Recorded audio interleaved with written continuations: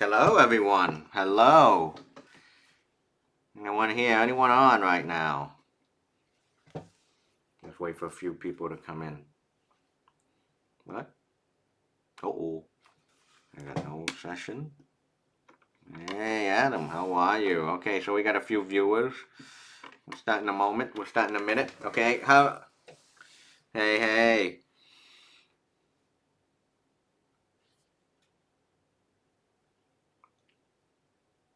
Gab man. Welcome. Hello.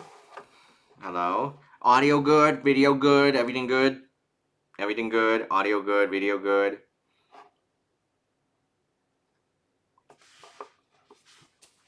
Are we good? Hello. Everything's good. Hello, Hacksaw Man. Hello, hello. So, okay, I guess I'm ready to go.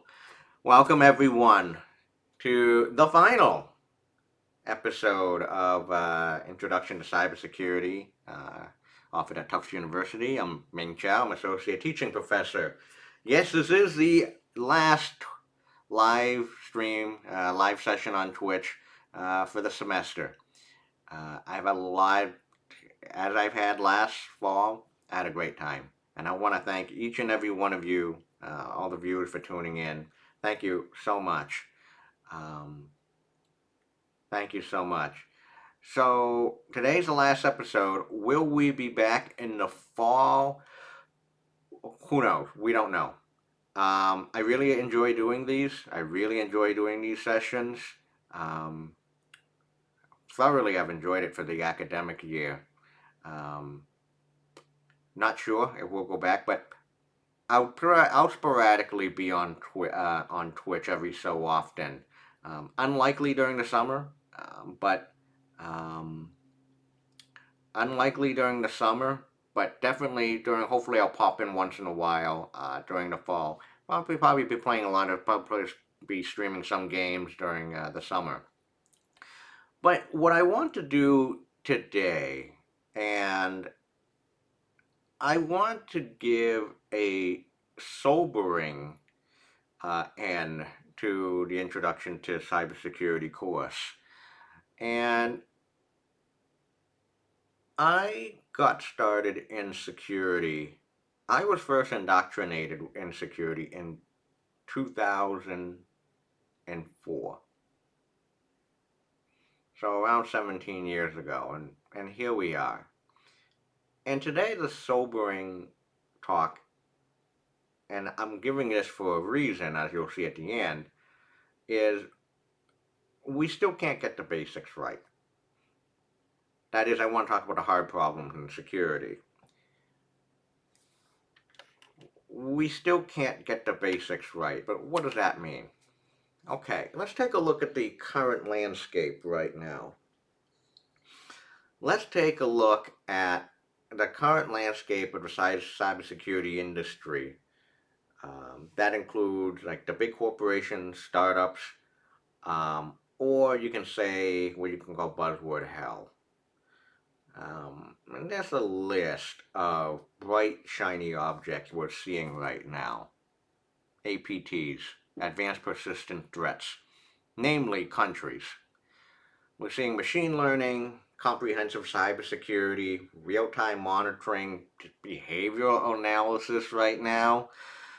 Next gen, well, you fill in the blank. I mean, that could be like next gen firewall, next gen anything. And I want to give a shout out to Russell Butterini on this. Thank you so much. There is also X gen now and cloud enabled. Just a side note is this year's senior capstone at Tufts was phenomenal. By far and away the best senior capstone I've ever had. I'm sorry to those who actually tuned in, who have actually had senior capstone in the past, but this was just phenomenal. And there was a project that I kept ragging on called Next Gen Alerts. You know, you talk about buzzwords. This is what we're seeing right now in the state of the industry. Yet, I want to show a few screenshots here. I'm just going to leave it at this. I'm not going to say a word for a minute, and I want you to stare at them.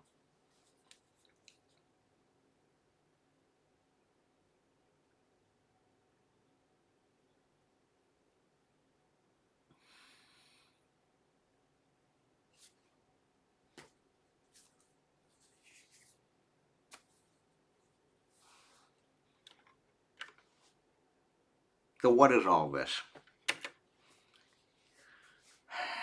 So the upper left corner, the upper left corner picture that you saw is top U.S. undergrad computer science program skip cybersecurity class. And that's the source. Upper right, 61 passwords that powered Mirai, the Internet of Things botnet. One of the largest hacks exposes data of hundreds of personal thousands of kids. VTech, SQL injection, no less. And of course, there's a story about Yahoo hackers stole data on 500 million users in 2014. Want to give a shout out to Josh Abraham, buddy of mine. He wrote this document on when he was a Praetorian cybersecurity on the top 5 attack vectors used between 2013 and 2016 as a complete corporate network compromise kill chain. Now, keep in mind, I'm going to mention a lot of dates and years here. Keep those in mind. And if you take a look at the approach, you take a look at their list of find the top 5. Weak password, broadcast name resolution poisoning, local administrator attack, aka pass the hash or pass the ticket, password related. Clear text password stored in memory, Mimicat, password related. Insufficient network access controls, yeah. And here we are, these Ken White, and in November 2016, 1 million German telecom routers have been knocked offline. German telecom routers knocked offline, about 1 million. Why is that? Textbook operating system injection. Subject of every top OWASP top 10, CWE top 25 list dating back to 2007. This is from my friend Sushi Dude, Steve Christie Coley. Give a shout out to him. Hopefully we will get sushi soon. November 28, 2016. One of my absolute, now I go on Twitter every so often, and you know, I love the news. I love the security news. Also interacting with security folks and luminaries. Jeremiah Grossman, 2 of my favorite tweets from 2017. And my first slide after the title slide was on expensive BS, expensive stuff. 75,000 detections in 99 countries. So how did your antivirus do? Or did it even, or just didn't work? Billions wasted each year on crap. Also, a few weeks later, they said 81, that's not million, that's $81 billion later. Survey found 35% companies suffered 2 or more breaches in the last 12 months. 3 in 5 expect to be breached in 2017. $81 billion later. Here's the OWASP. Here's the Veracode State of Security Report in 2016. So, given all the scans that they have done, how many of their application security scans that they have performed passed or did not pass the OWASP Top 10 policy? There you go, top 10 vulnerability categories overall.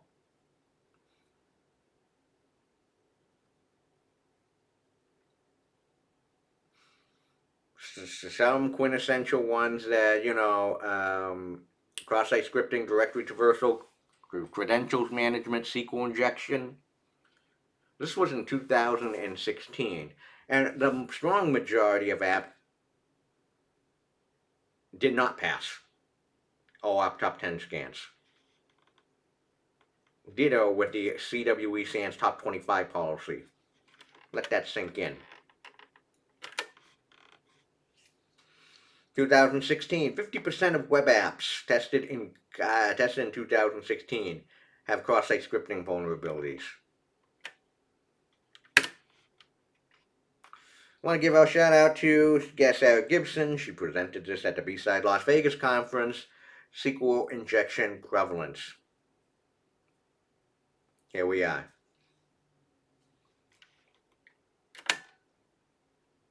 So, what's the trend here?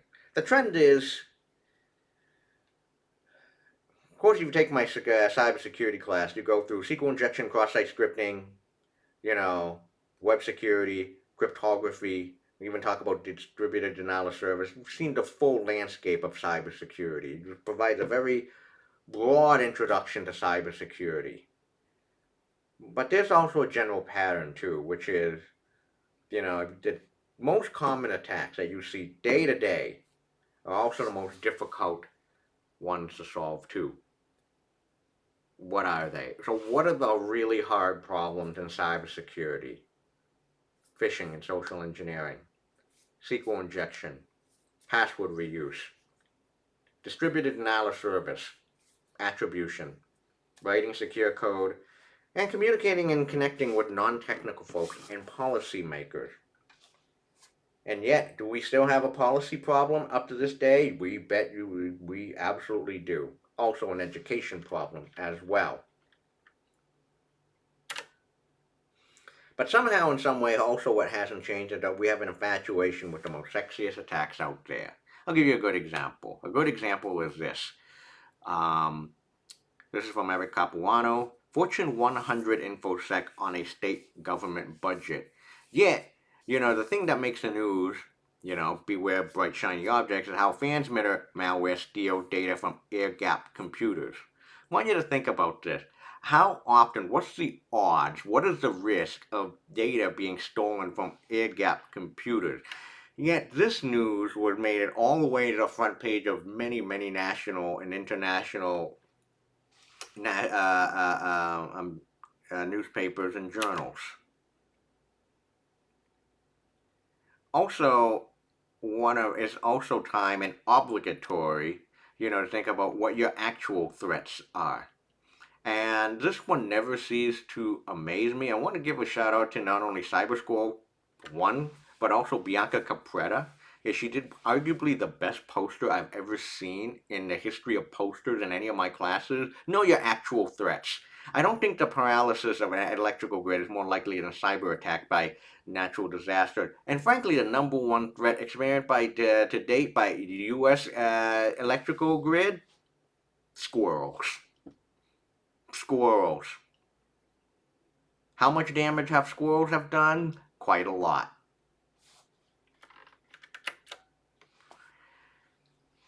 Here is a presentation slide from Matt Blaze and Sandy Clark in 2016 at the 11th Hope Conference in New York City.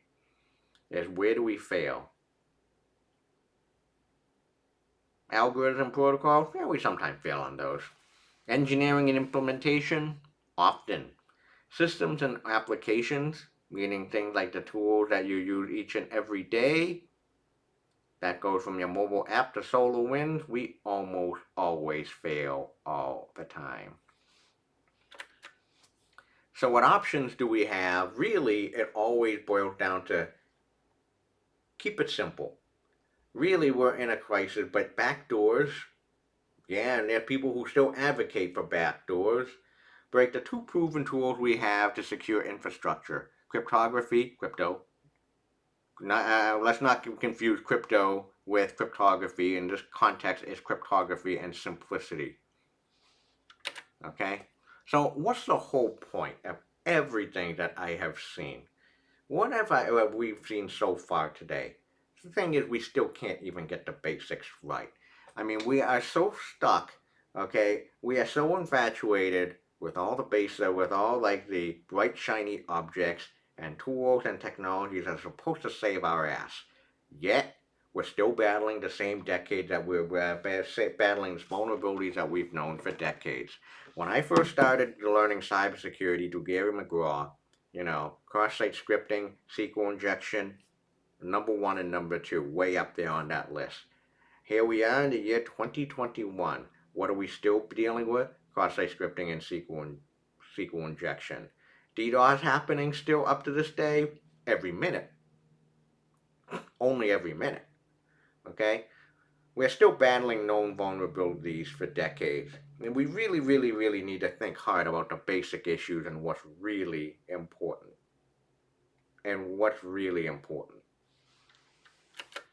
So what do we really need to do moving forward? Well, we need to have a lot more focus on the basics and the hard problems. But yet there's been a message that it still resonates well. Be more boring. Be more boring.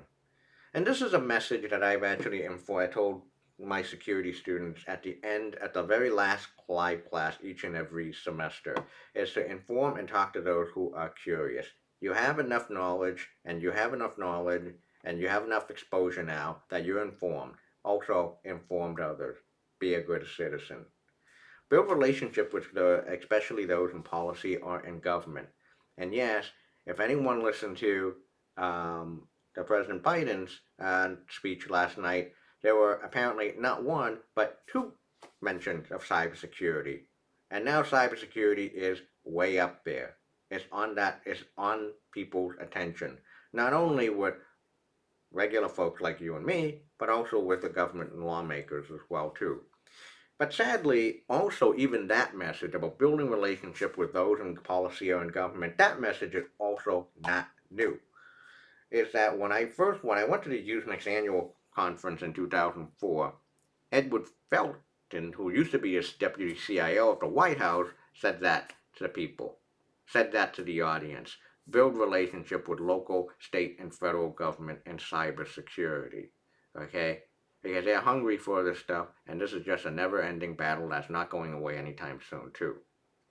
And as you can see that we have a crystal clear problem when it comes to education. If there wasn't a problem in education, especially in cybersecurity education, we would not be still facing cross-site scripting, SQL injection, code injection, operating system command injection. Up to this day, here we are. Something has gone wrong. The message did not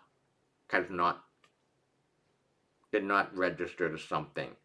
When you teach a cybersecurity class and you tell students not to use function like stir copy, and they're like, no one ever told me this before, something is clearly wrong. Invest in training and more mentoring developers, young or old. There are still plenty of senior developers out there who are still never heard of things like code injection before. And we need to invest in training and mentoring younger generation, especially K-12 and in undergrads, because even up to this day, it's clear that many computer science curriculum don't even teach an ounce of cybersecurity.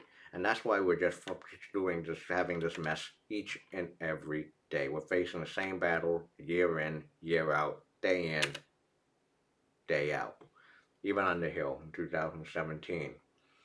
WannaCry, the ransomware that infected thousands of machines under a week in May, that was patched by Microsoft months ago. But here's the key, which I find really, really, really important. Most high-profile research in novel attacks, previously unseen security flaws and bugs in large software and large, sometimes nation-state political actors. But most attacks, and here's the line, most attacks are well-worn techniques like phishing and other forms of fraud and security vulnerabilities that's been long since been patched. Again, think things like cross-site scripting, SQL injection, code injection. Okay? And this is from the Hill. Maybe it's too late. And now we're starting to see stuff like legislation, like senators introducing Internet of Things Cybersecurity Act. And Bruce Potter said this nice tweet. This is a sign that we, second IT pro, tech exec, and academia have failed and now paid a price. Legislation is a heavy hand, and it will hurt. Maybe it is. And that's all I have for this presentation. Now, You may have realized, I don't know if anyone have, when you saw this presentation, I don't know if anyone figured out that this was a presentation I gave in the year 2017. This is not a presentation I just created for today. I did not create this this year. I did not create this presentation last year. I created this presentation 4 years ago. 4 years ago. I could have just not even mentioned any dates and any time. I could have just, for each and every slide deck, just removed any vestiges of dates. And this presentation would have just fit right in here in the year 2021 perfectly. No ifs, buts, and then. It would have still fit like a charm. Okay? This presentation has definitely have stood the test of time. And 4 years later, I'm just still giving this presentation as is, and it still rings very, very true. Let that sink in. I can give the same exact presentation. I didn't even change it. I just took the PDF off of my own personal website and just present it as is. And we're still facing the same exact problem. Pretty good. I can still give a presentation 4 years later, and here we are. And it still rings true. Not even one bit of modification necessary. So where are we going to go with this? Of course, 4 years, ago, using this presentation, it was not going to reuse it. I probably can give this 4 years later from now, and it will still hold true. But for an upcoming security conference or a talk, I'm of course not going to do that. I don't like the idea of keep on reusing presentation. But this presentation today segues into this coming summer. Now this coming summer, I'm not going to give this presentation again. I can, but I'm not going to certainly do this. I'm certainly not giving this presentation again this summer. This summer, I'll be presenting at the Tactical Edge Virtual Summit on June 23rd, 2021. I'll send the link in the chat.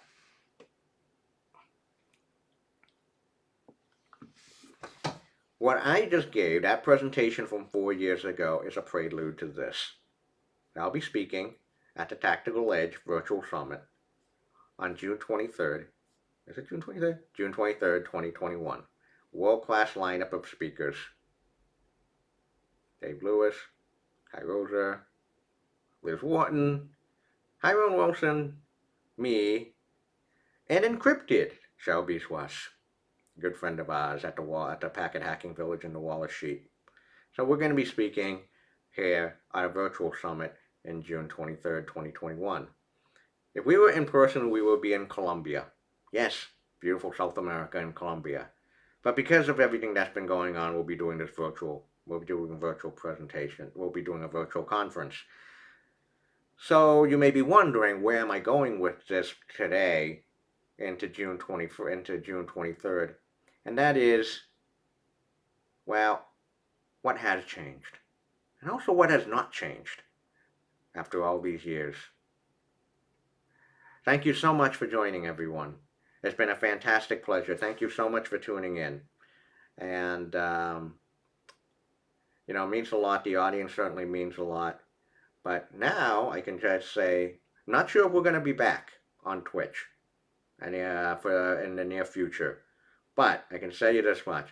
I'll see you in the summer. That was it. Nice and short today. See you in the summer. I'm looking forward to it.